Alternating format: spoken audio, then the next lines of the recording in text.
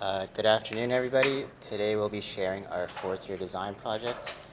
With me here today is Travis. Sangho is at the booth right now. And first, we'd like to acknowledge our consultant, Dr. Yeow. And we'd like to extend our thanks to Professor Bo Kui, as well as Razi, our lab instructor, and all the graduate students who helped us throughout this project. And lastly, we'd like to thank everyone for coming today. So let's commence. Just to give you guys a brief outline of our presentation, we're going to start with the motivation behind our project, followed by a brief summary of surface texturing and why we chose this method instead of the current alternatives, followed by some of the applications of surface texturing, as well as give you guys some background information. Can you speak out? Yeah, sorry.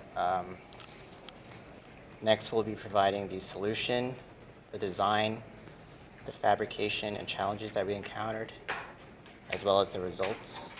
And lastly, we'll be taking questions. So the inspiration behind our project, as you may have guessed, comes from the gecko. And geckos are fascinating creatures in several ways. Their skin exhibits a wide variety of properties. However, today we'll be focusing on the property of superhydrophobicity. And this can be attributed to the micro-sized features and nanoscale features observed on the skin. And these tiny hair-like structures found on the surface serves as a protective barrier as they limit the growth of bacteria due to the scarcity of water. Now, in order to achieve hydrophobicity, generally there are a few methods. The most common method is to apply a thin film coating. This can be accomplished by mixing roughness-inducing nanoparticles like silver and combining it with hydrophobic compounds like fluorocarbons. Now, the method that we decided to pursue was surface texturing, and there are several reasons why we prefer this method as opposed to a thin film coat. What surface texturing is creating roughness on the surface structure itself, and this, as a result, we have few to no chemical byproducts that are generally toxic. Secondly, they are easy and cheap to reproduce using particular patterning techniques. Third, we want to maintain the surface chemistry because this is important for certain applications. And lastly, the hydrophobicity can be tuned by implementing different types of patterns. So some of the applications of surface texturing that we foresee benefiting from our solution would be home appliances. So that right there is a refrigerator coil. And another application that we could use are in microfluidic devices. We can tune the hydrophobicity of the microscale channels to get the water to where we want to go. And third application would be underwater surfaces. And while this might seem counterintuitive, when you submerge a superhydrophobic surface into the water, the roughness will retain the air pockets, which will reduce the amount of drag. And this could be useful in certain applications like submarines. So just to give you guys some background information so you guys can gauge our reasoning in our design. So what is superhydrophobicity? The technical definition would be when a water droplet forms a contact angle of greater than 150 degrees. Most surfaces you see every day, like glass, are hydrophilic in nature. And when water droplets lay on top of a glass surface, they will cover a large amount of area, and this will result in a very low amount of contact angle. And generally, below 90 degrees, materials are considered hydrophilic. Anything above that, the surface would be considered hydrophobic. Now, one consequence of self-cleaning is that One consequence of superhydrophobicity, is the ability of self-cleaning. So the liquid droplets have low adhesion on such surfaces, and once you apply a tilting angle, these droplets become mobile, and they'll be able to collect dust or contaminant particles as it rolls. And generally, the lower the tilt angle required to initiate this acceleration, the higher the degree of the hydrophobicity.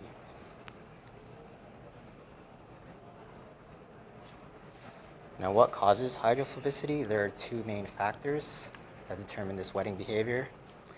The first of which is the liquid surface compatibility, and the second would be the surface roughness. Now, taking a look at the solid-liquid interface, we realize that the surface tension of the respective phases play an important part in the wetting behavior.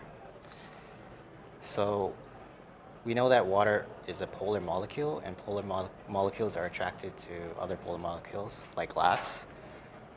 So when water conforms to a polar surface like glass, it'll cover a large amount of area. This is due to the high adhesion between the water molecules and the glass surface. If you were to imagine the water droplets on a non-polar surface and they were to lay flat, there would be a high amount of surface tension. And this require, naturally these systems, they want to expend as little energy as possible. So the water molecules will form a spherical shape which has the least amount of contact area.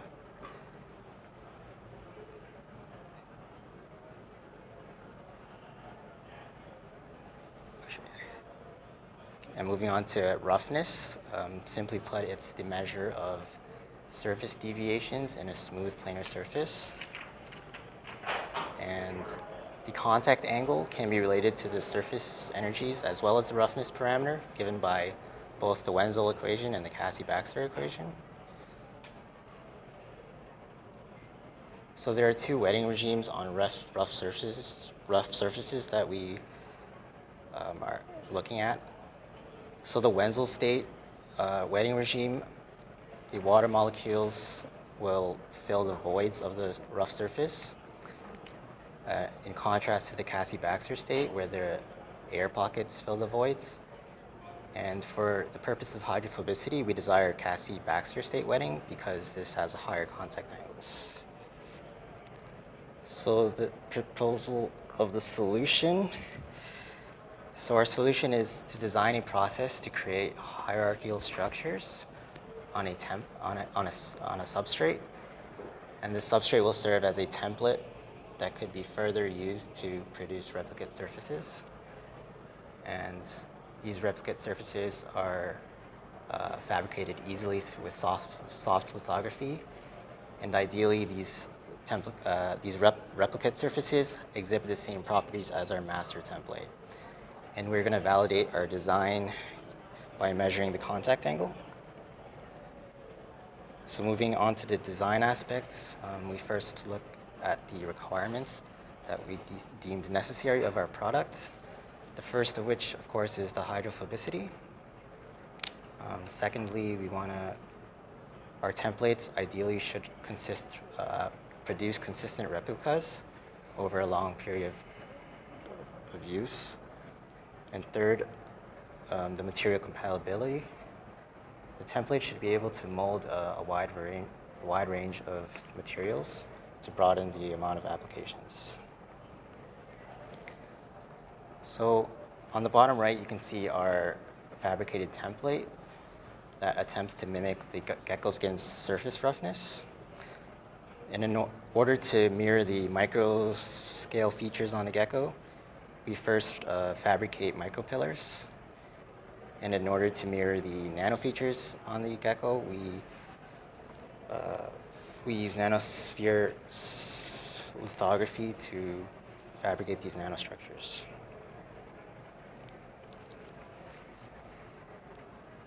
So in order to achieve hydrophobicity, as I mentioned earlier, we would like to avoid the Wenzel state wetting regime.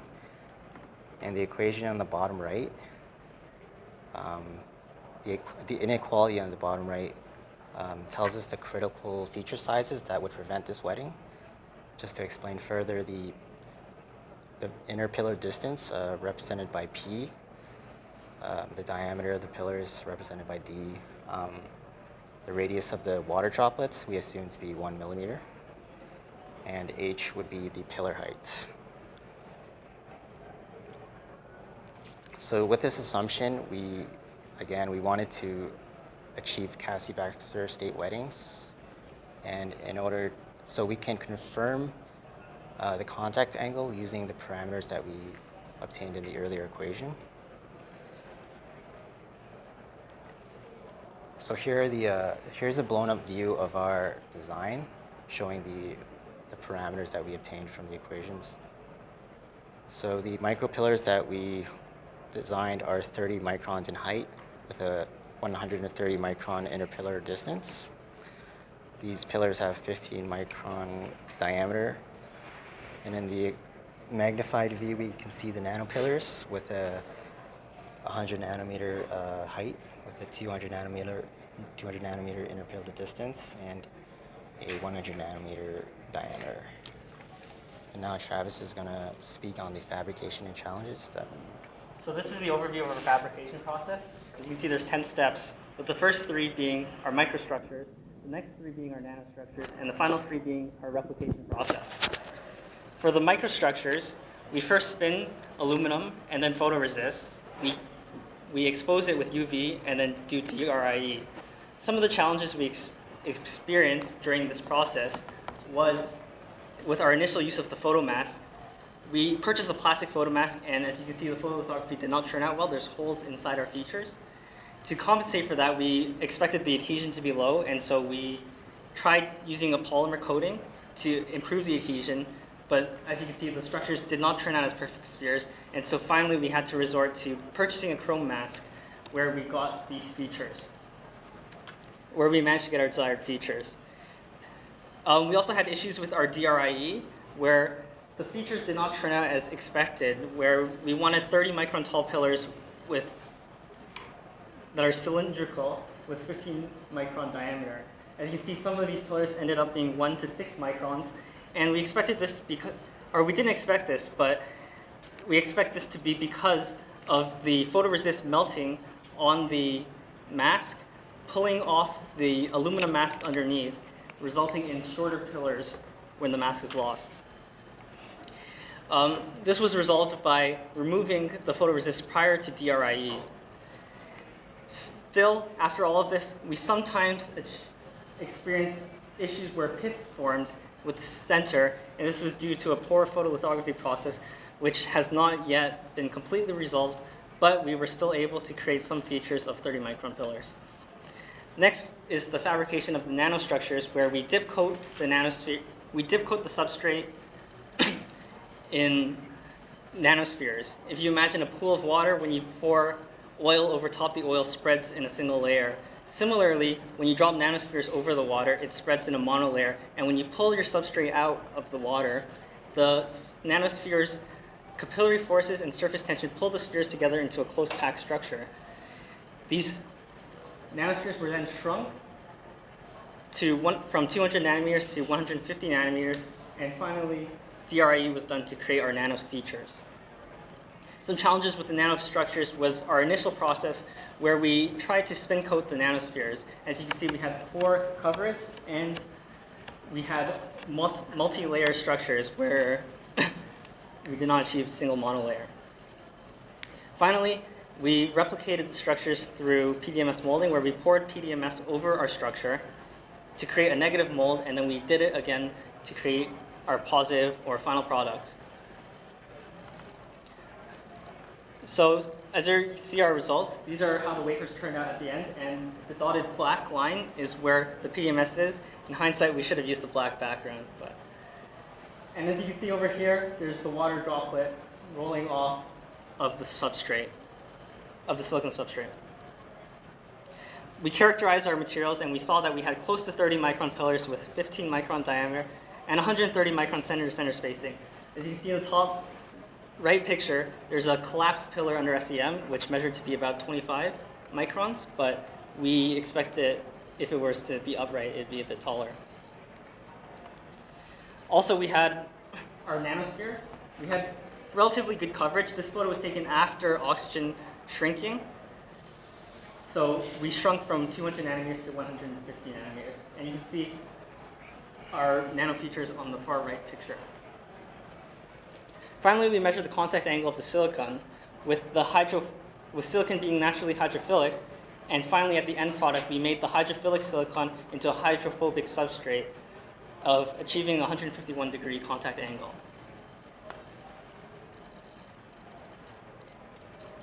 In terms of our replication process onto PDMS, we weren't able to fully replicate the surface, but we were able to achieve contact angles of 116 or 115 degrees.